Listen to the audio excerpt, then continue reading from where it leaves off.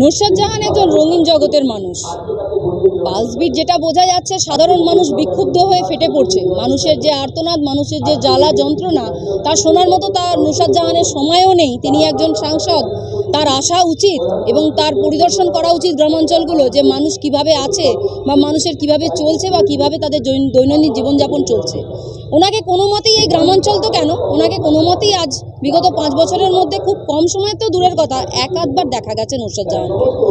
আমি তো মনে করি উনার সাংসদ টিকিটে আসা এবং সাংসদ টিকিট পাওয়া এবং এমপি হয়ে থাকা আমাদের বসিরহাটের মাটির জন্য সত্যিই লজ্জাজনক পরিস্থিতি এবং লজ্জাজনক একটা ব্যাপার। নুসরাত জাহানের আপনি তো অনেক মানুষের চাহিদা, তারা চাইছে যে কংগ্রেস আবার ফিরে আসুক। একটা জিনিস জানেন, যতবার দেশ আমাদের বিপদে পড়েছে ততবার কিন্তু এই কংগ্রেস সরকারই উদ্ধার করেছে।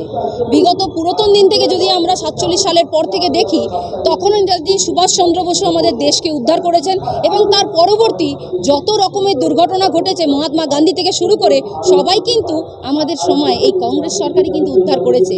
এবং এই দুর্নীতিপরায়ণ রাজ্য বা দুর্নীতিপরায়ণ জেলা বা দুর্নীতিপরায়ণ দেশ বা একটা অঞ্চল শুধুমাত্র কংগ্রেসই পারে সেটাকে বার করতে। আচ্ছা ম্যাডাম, একটু বলে দেবেন